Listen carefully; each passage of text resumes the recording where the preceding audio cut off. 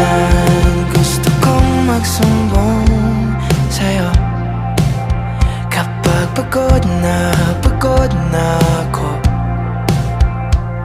Tama pa bang init na yakap mo